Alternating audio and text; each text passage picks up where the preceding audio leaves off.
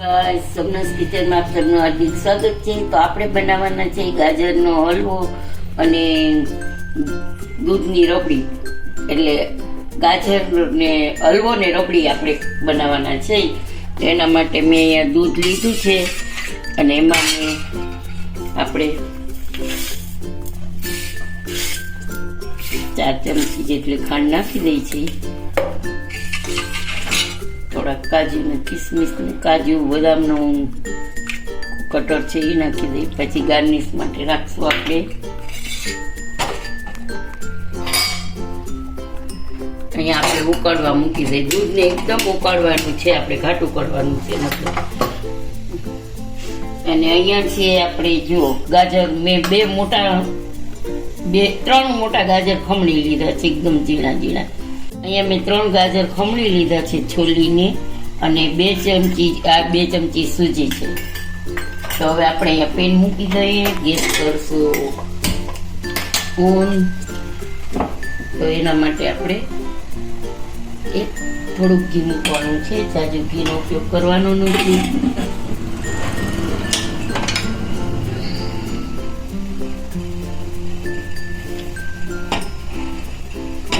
ગરમ થઈ ગઈ છે તો આપણે આ પ્રમાણેમાં ઉમેરી દઈશું. શિયાળાની સિઝન છે તો રાત્રે ગરમ ગરમ દૂધ અને આ ગાજરનો રબડી હલવો ખાવાની મજા આવે ખૂબ.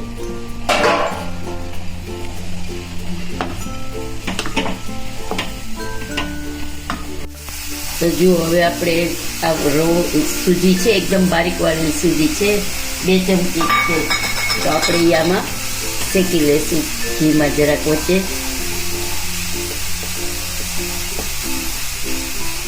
પછી આપણે આની સાથે ઉમેરી દઈશું.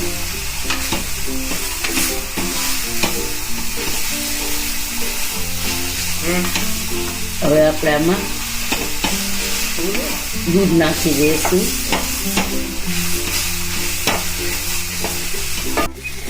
તો જો ગાઈસ આપણે આ જે ગાજરનું ખમણ છે એકદમ ભેગું થઈ ગયું છે. તો આપણે એમાં 2 વાટકી જેટલું દૂધ નાખીશું.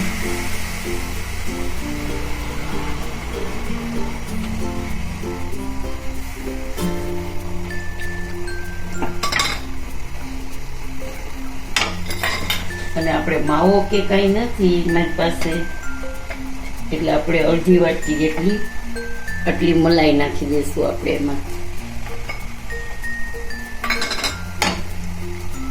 અને ચલાવી લઈશું. પછી આમાં આપણે ખાંડ ઉમેરી દઈએ.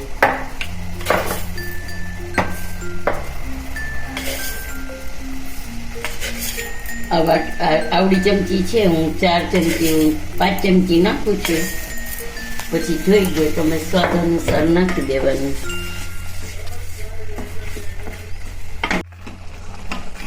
જો ગાઈસ આપણા ગાજર એકદમ ચડી ગયા છે.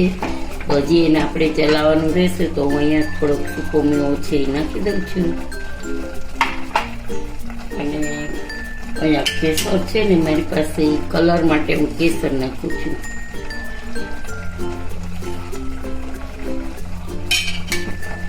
કેસરથી આપણા હલવાનો કલર સરસ આવી જશે.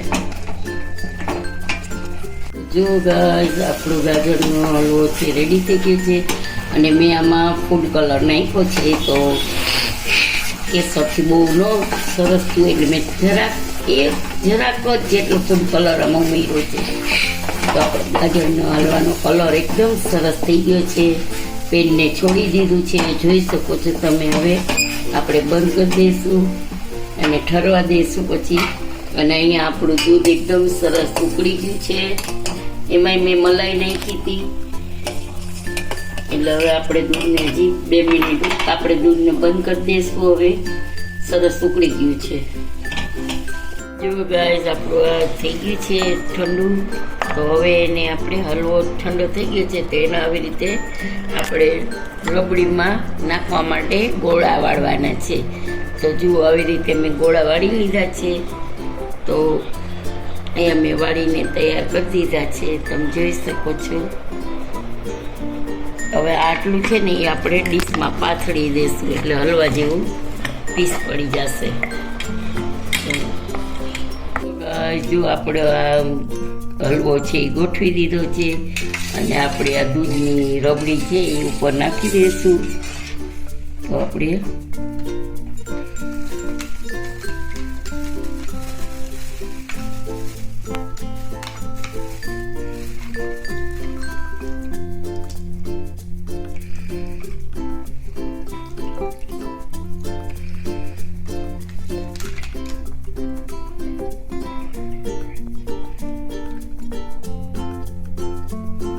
આવી રીતે આપણે ગોઠવી દઈશું. મેં 3 જ નાખી છે.